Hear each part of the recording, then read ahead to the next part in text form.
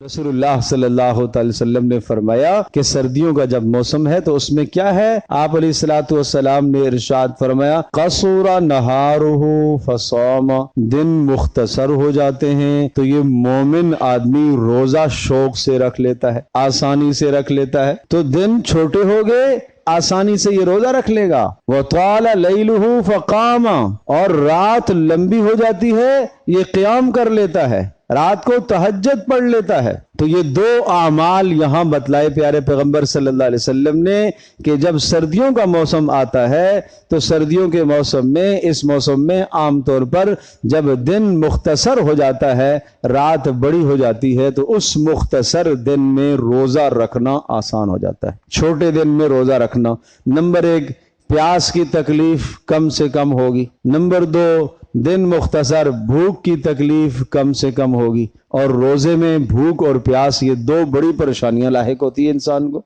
तो इसलिए रसूल अकरम सल्लल्लाहु ताला अलैहि वसल्लम ने खास तौर पर यह तोहफा मोमिन को बतलाया कि ये सर्दियों के मौसम में आसानी से रोजा रख लेगा।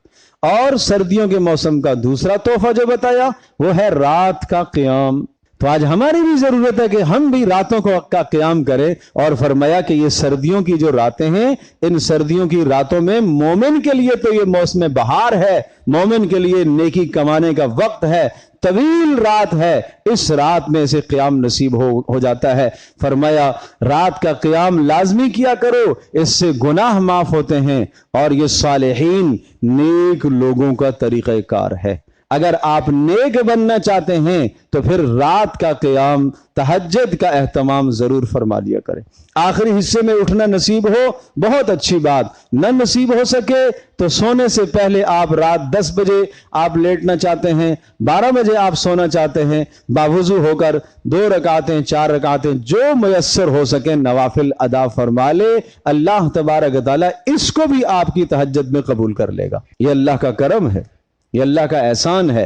रात के आखिरी पहर में उठना नसीब हो जाए तो बहुत बड़ी बात। और आखिरी बात, एक बड़ी प्यारी बात है, अल्लाह के नबी ने दुआ दी है।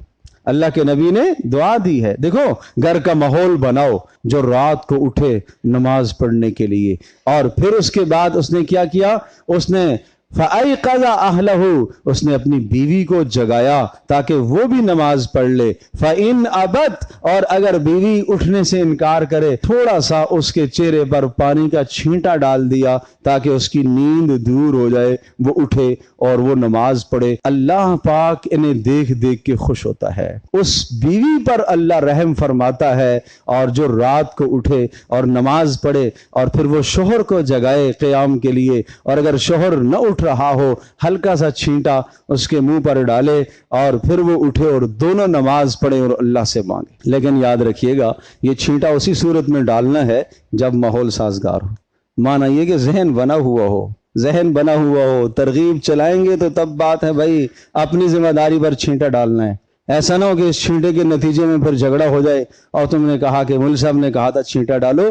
तो ये उसी सूरत के अंदर है कि जब आपने घर में तरगीब चलाई हो, खूब बात की हो, एहतमाम से बात की हो, घर वाले भी आमादा हों, जी ठीक है मैं भी उठूंगी इंशाअल्लाह, बच्चे भी आमादा हों कि हम सब के सब उठेंगे, ये अपने घर का माहौल बनाओ। इस तरह से अपने घरों के माहौल को बदलो। तो 4 बातें मैंने बताई हैं आज की नशिस्त में, जो 4 आमाल हैं सर्दी के मौसम में। इस्बागुल वुज़ू अलल मकारे, जब जी ना चाहता हो उस वक्त वज़ू मुकम्मल करना बड़ा दर्जा है, गुनाह माफ होते हैं। नंबर 2, हाजतमंदों को कपड़ा पहनाना। नंबर 3, सर्दियों के दिनों के रोज़ों का एहतमाम करना। और नंबर 4, सर्दियों की रातों के क़याम का एहतमाम करना। अल्लाह हम सब के लिए अमल करना आसान।